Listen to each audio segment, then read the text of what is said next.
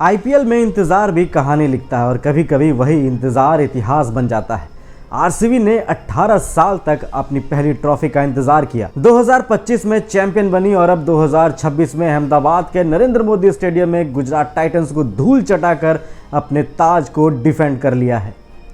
Chennai super Kings और Mumbai Indians के बाद आरसीबी अब तीसरी टीम बन गई है जिसने आईपीएल इतिहास में अपने खिताब की रक्षा की है। जो टीम कभी ट्रॉफी लेस कहलाती थी वो आज बैक टू बैक किंग है। लेकिन सवाल यह है कि जो टीम सालों तक चोकर्स के टैग के साथ जीती रही वो अचानक इतनी खतरनाक कैसे बन गई। आरसीबी के चैंपियन बनने के 3 बड़े कारण क्या रहे, चलिए जानते हैं। आरसीबी की खिताबी जीत का पहला कारण छुपा था क्वालिफायर 1 में। साल 2011 से जब से प्लेऑफ फॉर्मेट आया है तब से एक रिकॉर्ड पत्थर की लकीर बन चुका है।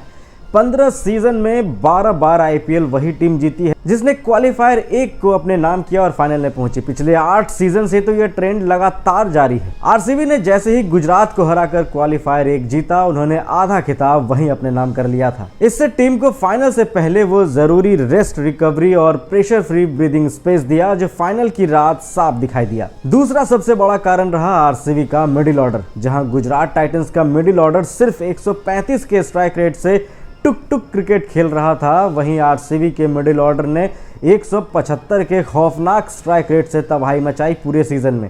आंकड़े गवाह हैं, पूरे सीजन में जहां गुजरात के मिडिल ऑर्डर ने सबसे कम सिर्फ 8 छक्के मारे, वहीं आरसीबी के मिडिल ऑर्डर ने 34 से ज़्यादा छक्के ठोककर टूर्नामेंट में टॉप किया। टीम डेविड ने 193 के स्ट्राइक रेट से गेंदबाजों का धागा खोल दिया। यही वजह है कि इस सीजन आरसीबी के 9 अलग अलग खिलाड़ियों ने प्लेयर ऑफ द मैच का अवार्ड जीता, जो एक ऑल टाइम रिकॉर्ड भी है। आरसीबी किसी एक स्टार पर डिपेंड नहीं थी, हर मैच में नया मैच विनर तैयार था। लेकिन टूर्नामेंट गेंदबाजों से जीते जाते हैं और आरसीबी के पास इस बार एक सुल्तान था, भुवनेश्वर कुमार। भुवी का यह सीजन उनके करियर का सबसे बड़ा पुनर्जन्म रहा। उन्होंने पूरे सीजन में 28 विकेट चटकाए। भुवी ने इस सीजन सिर्फ गेंदबाजी नहीं की बल्कि हारी हुई बाजियां आरसीबी की झोली में डाली, फिर चाहे बल्ले से ही क्यों ना हो। दिल्ली के खिलाफ चमत्कार किया था। आरसीबी ने डीसी को 75 पर समेटा था तो भुवी ने 3 ओवर में सिर्फ 5 रन देकर 3 विकेट चटकाए थे।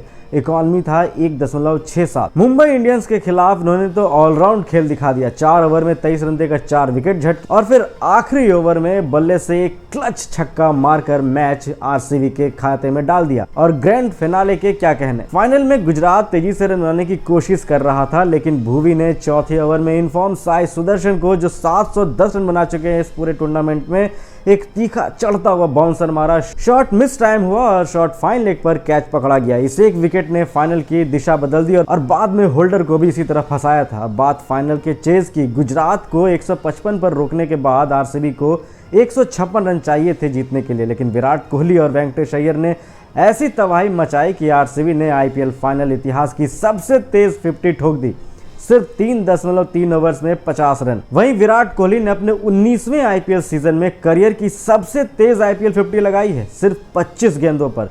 कोहली ने इस सीजन 167 के स्ट्राइक रेट से 648 रन बनाए, जो दिखाता है कि किंग ने खुद को मॉडर्न टी20 के हिसाब से कितना इवॉल्व कर लिया है। लेकिन इस फाइनल की सबसे खूबसूरत कहानी रही कप्तान रजत पाटीदार की। अहमदाबाद का यही वो मैदान था जहां 2021 में पंजाब के खिलाफ मैच के बाद पाटीदार को आरसीबी से ड्रॉप किया गया था और अगले साल वो अनसोल्ड रहे थे। जिस ग्राउंड पर कभी करियर रुकता हुआ दिखा था, आज उसी मैदान पर कप्तान बनकर लगातार दूसरी बार ट्रॉफी उठाई है रजत पाटीदार ने। यह सिर्फ स्पोर्ट नहीं है, सिनेमा है। आरसीबी ने आज सिर्फ आईपीएल 2026 नहीं जीता बल्कि अपना पुराना नैरेटिव तोड़कर एक विनिंग कल्चर खड़ा किया है। अब आरसीबी सिर्फ सपनों की टीम नहीं बल्कि ट्रॉफियों की टीम है। अब सवाल आपसे है, क्या आपको भी लगता है कि भुवनेश्वर कुमार इस सीजन आरसीबी के असली हीरो रहे? और क्या आरसीबी आईपीएल 2027 में खिताबी हैट्रिक लगा पाएगी?